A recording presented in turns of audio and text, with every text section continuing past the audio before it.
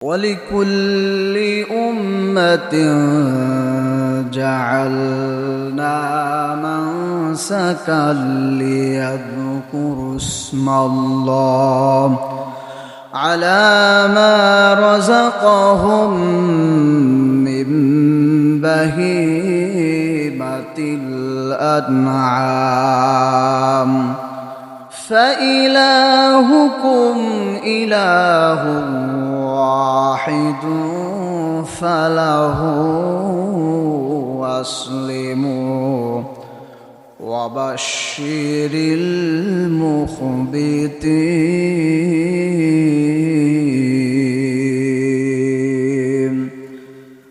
আল্লাহ রাব্বুল আলামিন পূর্ব জামানা হতে কুরবানির বিধানটা দিয়েছেন হযরত আদম আলাইহিস সালামের সময় থেকে নিয়ে তথ্যগুলো আল্লাহ রাব্বুল আলামিন আমার আপনার নবী প্রিয় নবী বিশ্ব নবী সাইয়্যিদুল মুরসালিন খাতামুন নবীন মুহাম্মাদুর রাসূলুল্লাহ সাল্লাল্লাহু আলাইহি ওয়াসাল্লামের মাধ্যমে আমাদেরকে জানিয়ে দেন।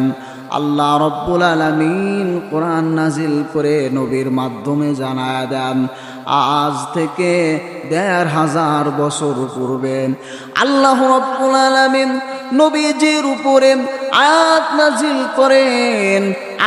নাজিল করে জানায়া দেন ওয়ালিকুল্লি উম্মাতিন জাআলনা মাসাকান লিয়াযকুরু ইসমাল্লাহ। প্রিয় হাজিরিন, আমরা কুরবানির কাজ সমাপ্ত করে ফেলেছি, কিন্তু আমাদের কুরবানিটা কবুল হলো কিনা আমাদের কয়েকজনের খোঁজ আছে। আল্লাহ রাব্বুল আলামিন কুরবানির যেই মাকসাদগুলো দিয়েছেন সেই মাকসাদগুলোই আমাদের দ্বারা কতটা সম্পাদিত হয়েছে। আল্লাহ রাব্বুল আলামিন খুব গভীরভাবে লক্ষ্য করবেন, সূরা হজ্জের মধ্যে আল্লাহ রাব্বুল আলামিন কুরবানির তিনটা মাকসাদের কথা উল্লেখ করেছেন। আসুন আমরা যারা কুরবানি করলাম, আমরা যারা লক্ষ লক্ষ টাকা খরচ করে কুরবানির পশু ক্রয় করলাম, কুরবানি সম্পাদিত করলাম, কুরবানির পশুটা জবাই করলাম, একটু যাচাই করে নেই, একটু আমরা দেখে নেই আল্লাহ রাব্বুল আলামিনের মাকসাদের সঙ্গে আমাদের মাকসাদটা মিল হয়েছে কিনা। আল্লাহ রাব্বুল আলামিন যেই মাকসাদে কুরবানি করার জন্য বলেছেন ওই মাকসাদগুলো আমাদের মধ্যে পাওয়া যায় কিনা, আমাদের কুরবানিগুলো কবুল হলো কিনা, আসুন আমরা আল্লাহ রাব্বুল আলামিনের বাণী থেকে তা জেনে নিই। আল্লাহ রাব্বুল আলামিন বলেন ওয়ালিকুল্লি উম্মাতিন জাআলনা মাসাকান লিয়াযকুরু ইসমাল্লাহি আলা মা রাযাকাহুম মিন বাহিমাতিল আনআম। সম্মানিত হাজিরিন, আল্লাহ রাব্বুল আলামিন মানুষদেরকে লক্ষ্য করে জানায়া দেন লিকুল্লি উম্মাতিন জাআলনা মানসাকা, প্রত্যেক জাতির জন্য আমি কুরবানি নির্ধারণ করে দিয়েছিলাম। ও উম্মতে মুহাম্মাদি, শুধু তোমাদের উপরেই কুরবানিকে ওয়াজিব করা হয় নাই। আল্লাহ বলেন লিকুল্লি উম্মাতিন জাআলনা মানসাকা, আমি প্রত্যেক জাতির জন্য কুরবানির বিধান দিয়েছিলাম, প্রত্যেক জাতির জন্য কুরবানি করার হুকুম আমি দিয়েছিলাম। তার উদ্দেশ্য হলো তিনটা। আল্লাহ রাব্বুল আলামিন আয়াতের পরের অংশের মধ্যে বলতেছেন লিয়াযকুরু ইসমাল্লাহ। আল্লাহ রাব্বুল আলামিন ডাক দিয়ে বলেন, ও বান্দারা, পূর্বেও আমি কুরবানির বিধান দিয়েছি, তার জন্য প্রথম যেই উদ্দেশ্যটা ছিল লিয়াযকুরু ইসমাল্লাহ, যাতে করে আমার বান্দারা আমার নাম স্মরণ করেন। কিসের উপরে? আল্লাহ রাব্বুল আলামিন বলেন লিয়াযকুরু ইসমাল্লাহ আলা মা রাযাকাহুম মিন বাহিমাতিল আনআম।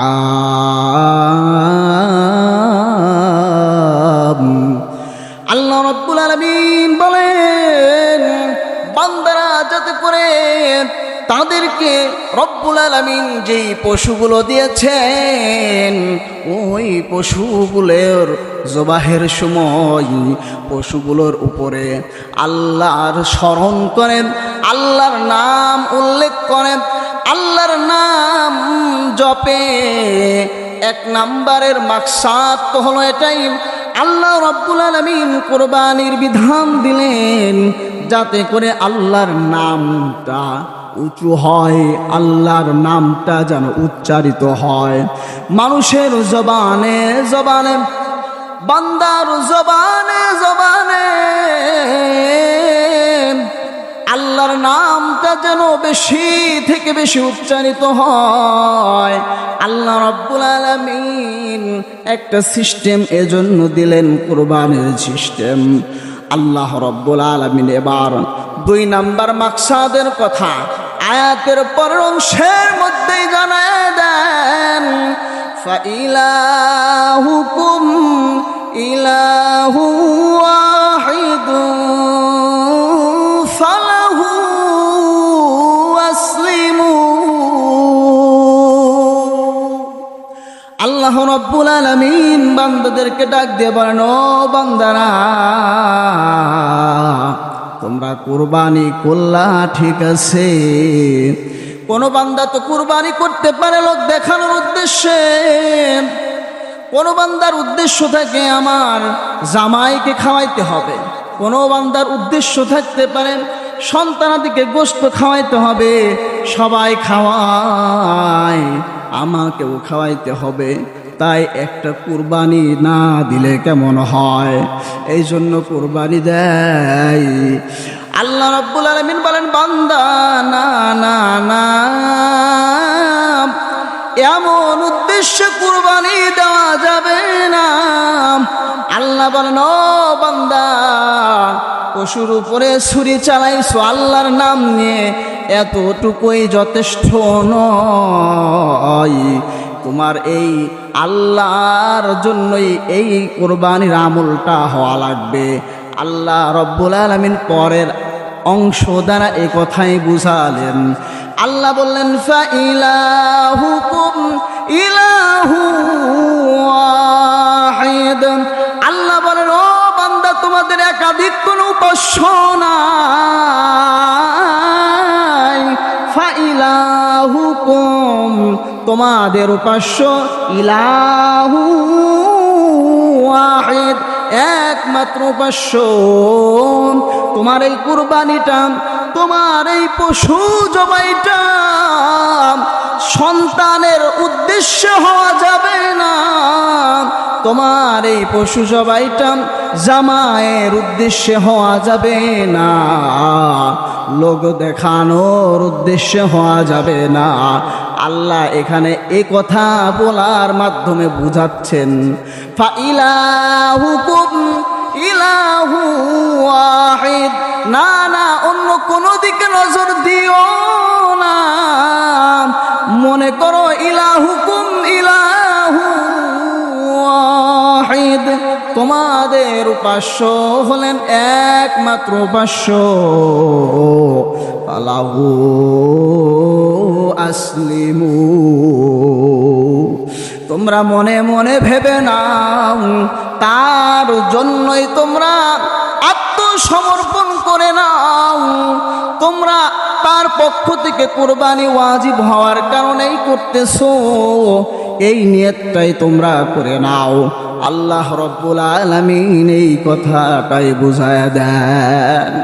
সম্মানিত হাজিরিন, এই জন্য আমরা এই আয়াতের অংশ দ্বারা বুঝতে পারলাম যে কুরবানির 3টা মাকসাদের প্রথম মাকসাদ হলো যেন এই দিবসগুলোতে আল্লাহর নাম বেশি বেশি উচ্চারিত হয়, বান্দার অন্তরের উপরে আল্লাহর জিকির এর প্রভাব পড়ে, বান্দার অন্তর যেন জিকিরের মাধ্যমে পরিশুদ্ধ হয়ে যায়।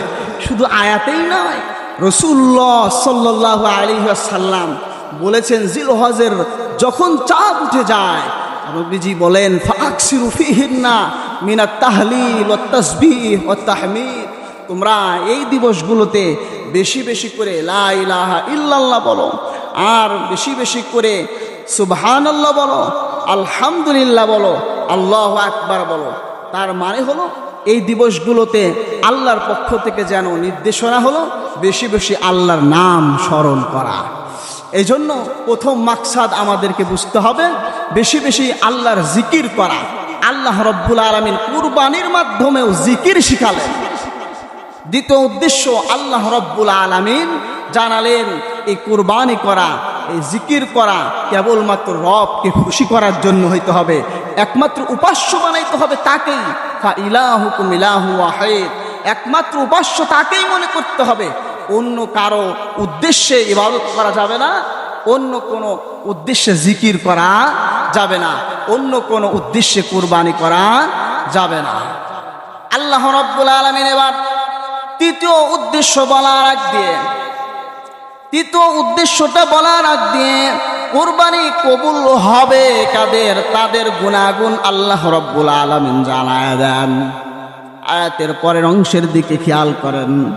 সম্মানিত হাজিরিন, আমিও কুরবানি করি, আপনিও কুরবানি করেন, দেখেন তো একটু মিলাই আল্লাহ রাব্বুল আলামিন যেই মাকসাদে কুরবানি ওয়াজিব করে দিলেন ওই মাকসাদটা আমাদের যারাই অর্জিত হয় কি হয় না। আল্লাহ রাব্বুল আলামিন এইবার জানায় দিচ্ছেন ওয়াবাশশিরিল মুখবিতিন।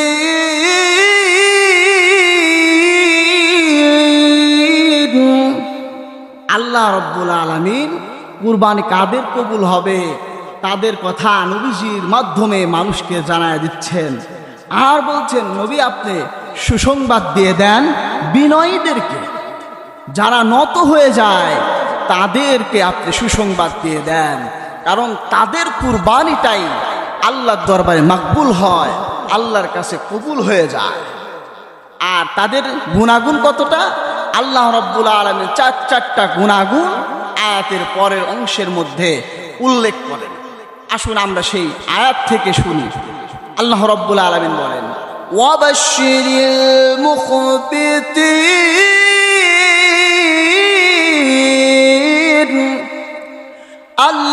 আল্লাযীনা ইযা যুকিরাল্লাহু ওয়াজিলাত কুলুবুহুম। আল্লাহ রাব্বুল আলামিন বলেন প্রথম গুণটা হলো এমন, যখনই আল্লাহর স্মরণ করা হয়, যখন বান্দার সামনে আল্লাহর নামের উচ্চারণ করা হয়, যখনই আল্লাহ রাব্বুল আলামিনের নাম বলা হয় ওয়াজিলাত কুলুবুহুম, তখন বান্দার অন্তরটা প্রকম্পিত হয়ে যায়। মানুষ বোঝো না, যখন আমাদের সামনে খাবার রেডি হয়ে যায়, আমাদের মধ্যে খাবারের একটা লোভ জাগে, আমাদের মধ্যে খাবারের একটা স্বাদ অনুভব হয়, তো আল্লাহ রাব্বুল আলামিনকে এমন মনে করা লাগবে, এমন মোহাব্বত আল্লাহ রাব্বুল আলামিনকে করা লাগবে, আল্লাহর নাম যখনই জপা হয় ওটা যেন দিলের মধ্যে আঘাত করবে, ওই দিলটা অন্তরটা আল্লাহর কথা শোনা মাত্র প্রকম্পিত হয়ে যাবে। এই গুণ যাদের আছে তাদের কুরবানি কবুল। আল্লাহ রাব্বুল আলামিন এবার বলেন ওয়াল মুকিমিনাস সালাম আল্লাযীনা ইযা যুকিরাল্লাহু ওয়াজিলাত কুলুবুহুম ওয়াস-সাবিরিনা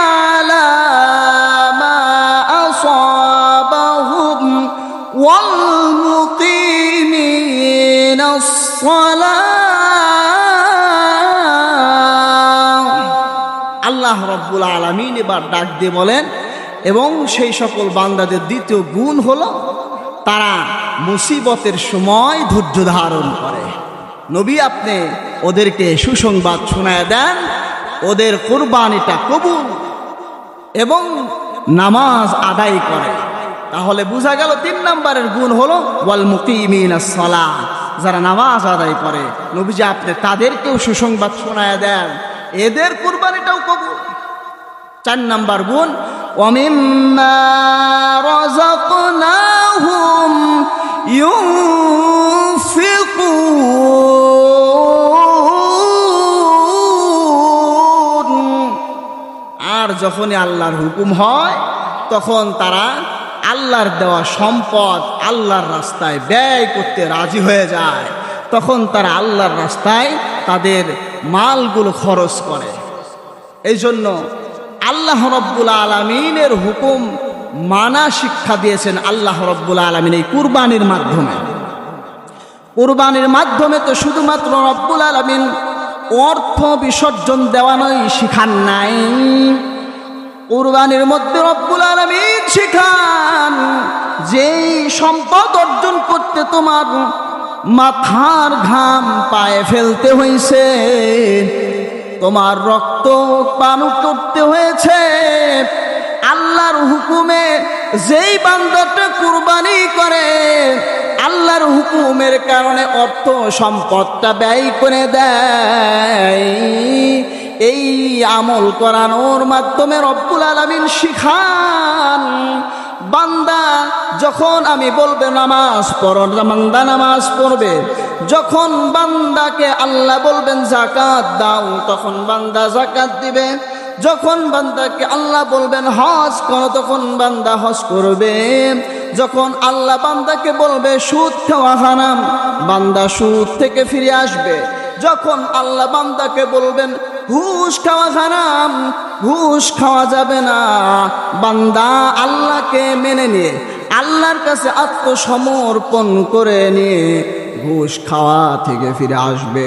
আল্লাহ জানায় দিবেন জিনা করা হারাম, বান্দা জিনা করা থেকে ফিরে আসবে। আল্লাহ রব্বুল আলামিন জানায় দিবেন চুরি করা হারাম, বান্দা চুরি করা থেকে ফিরে আসবেন।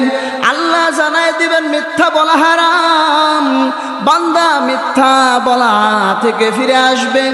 এভাবে করে আল্লাহর পক্ষ থেকে যত আদেশ, আল্লাহর পক্ষ থেকে যত নিষেধ সব বান্দা যেন মেনে নেয়, সব কিছু বিষয়ে যেন আল্লাহর হুকুম পালনকারী সাব্যস্ত হয়ে যায়, ওই ট্রেনিংটাই আল্লাহ রাব্বুল আলামিন কুরবানির মাধ্যমে নিয়াচ্ছেন। ওই ট্রেনিংটাই রব্বুল আলামিন কুরবানির মাধ্যমে দেন। আল্লাহ রব্বুল আলামিন ঠিক এমনটাই হযরতে ইব্রাহিম খলিলুল্লাহ আলাইহিস সালামের কাছ থেকে নিয়েছেন। যখন যা বলেছেন তিনি আল্লাহর সামনে মাথা নত করে দিয়েছেন। দরকার হলে পরিবার ত্যাগ করেছেন, দরকার হলে আগুনে ঝাঁপ দিয়েছেন, প্রয়োজন হলে দেশ ত্যাগ করে চলে গিয়েছেন, কিন্তু বাবাকে খুশি করেন নাই, পরিবারকে খুশি করেন নাই, আল্লাহকে নারাজ করে। কারণ নবীজি বলছেন লা তাআতা লিমাখলুকিন ফি মাসিয়াতিল খালিক। নবীজি আমার জানান আল্লাহর নাফরমানি করে কারো আনুগত্য করা জায়েজ নাই। আল্লাহ অসন্তুষ্টি করে অন্য কাউকে খুশি করা জায়েজ নাই। আল্লাহকে নারাজ করে বাবাকে খুশি করা জায়েজ নাই। আল্লাহকে নারাজ করে ভাই বোনদেরকে খুশি করা জায়েজ নাই। আল্লাহকে নারাজ করে বসকে খুশি করা জায়েজ নাই। আল্লাহকে নারাজ করে এমপি মন্ত্রীদেরকে খুশি করা জায়েজ নাই। আল্লাহকে নারাজ করে দুনিয়ার কাউকে খুশি করার কোনো অবকাশ নাই। আল্লাহ রব্বুল আলামিন কোরবানির মাধ্যমে এটাই শিখান যে কোরবানির জন্য তোমরা এত টাকা পয়সা তোমাদের পশু বিসর্জন দিচ্ছ কার হুকুমে? আল্লাহর হুকুমে। ফলে আল্লাহ যখন যে হুকুম দেয় তোমরা সেই হুকুমই পালন করো। ইব্রাহিম আলাইহিস সালাম তো প্রিয় কলিজার টুকরাকে আল্লাহর হুকুমে বিসর্জন দেন। তার নমুনায় তোমরা মাঝে মাঝে বছরে বছরে পশু কুরবানি করো, অর্থনৈতিক একটা বিসর্জন দাও। এটা পূর্বেও দেওয়া হয়েছে, এখনো আল্লাহ রাব্বুল আলামিন উম্মতে মুহাম্মাদের উপরে রেখেছেন। তবে পার্থক্য দিয়েছেন উম্মতে মুহাম্মাদি যেন লজ্জিত না হয়। পূর্বের জামানায় যারা ছিলেন তারা তাৎক্ষণিক ফলাফল জেনে যেতেন, কুরবানির ফলাফল তাৎক্ষণিক জেনে যেতেন, ফলে দুনিয়াতেই তারা লজ্জিত হতো। কিন্তু উম্মতে মুহাম্মাদিকে রব্বুল আলামিন দুনিয়াতে লজ্জিত করবেন না, ময়দানে মাহশারে আল্লাহ রব্বুল আলামিন ফয়সালা করবেন।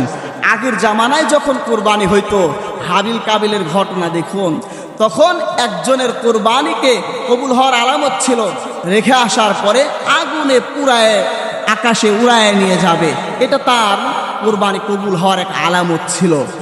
আর যার কুরবানি কবুল হইতো না তারটা ওখানেই জমিনে পড়ে থাকতো, পাহাড়ের চূড়ায় পড়ে থাকতো, ফলে মানুষের সামনে লজ্জিত হইতো। আল্লাহ রাব্বুল আলামিন তার সাত্তারিয়াত উম্মতে মুহাম্মাদির উপরে প্রকাশ করেছেন, তাদের উম্মতে মুহাম্মাদির দোষ গোপন রাখছেন যে তার নিয়তের মধ্যে কি ডিস্টার্ব ছিল, সমস্যা ছিল, তার টাকার মধ্যে ভেজাল ছিল কিনা, হারাম ছিল কিনা, মানুষের সামনে আল্লাহ প্রকাশ করতে দেন নাই, মানুষের ইজ্জত রক্ষা করছেন। মানুষ এই উম্মতে মুহাম্মাদকে লজ্জিত হওয়া থেকে বাঁচিয়েছেন। এটাই হলো পার্থক্য আগের উম্মতের কুরবানি আর উম্মতে মুহাম্মাদের কুরবানির মাঝে। আল্লাহ রাব্বুল আলামিন শেষ যেই উদ্দেশ্যে কুরবানি এটা ওয়াজিব করেছেন, আল্লাহ রাব্বুল আলামিন সূরা হজের মধ্যেই বলেন, ওয়ালিতুকাব্বিরুল্লাহা আলা মা হাদাকুম ওয়া বাশশিরিল মুহসিনিন।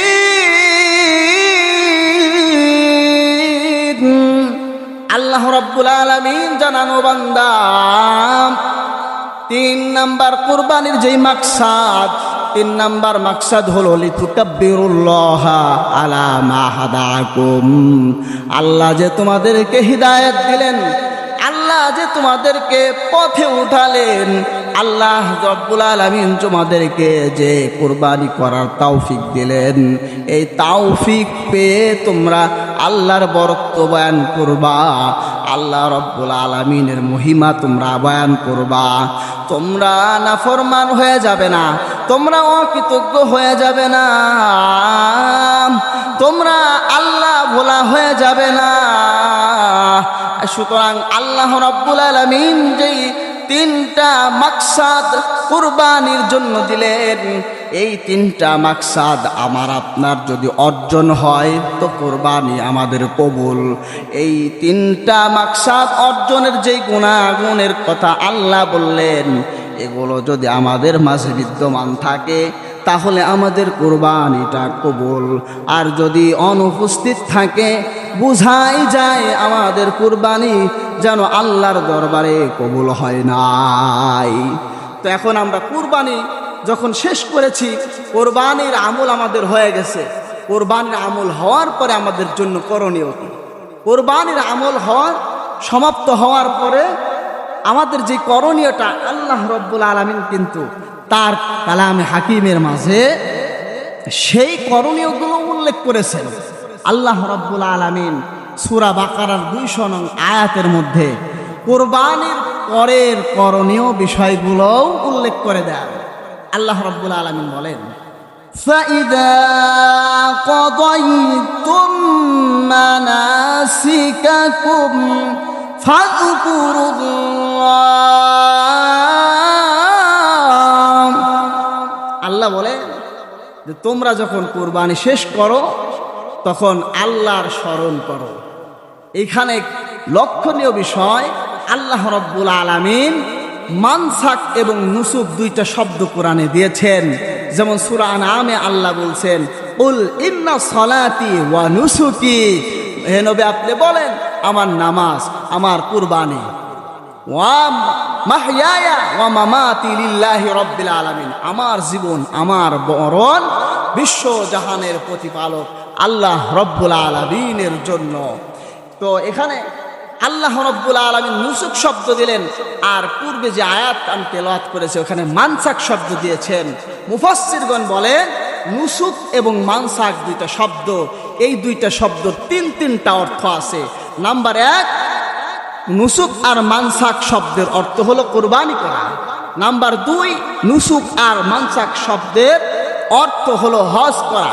নাম্বার 3, নুসুক আর মানসাক শব্দের অর্থ হলো ইবাদত বন্দেগী করা। তো আল্লাহ রাব্বুল আলামিন যেন এখানে হজ পালনকারীদের হজ সম্পাদন করার শেষে তাদের করণীয় কি, কুরবানিকারীদের কুরবানি করার পরে করণীয় কি, এটা উল্লেখ আল্লাহ রাব্বুল আলামিন এখানে করতেছেন।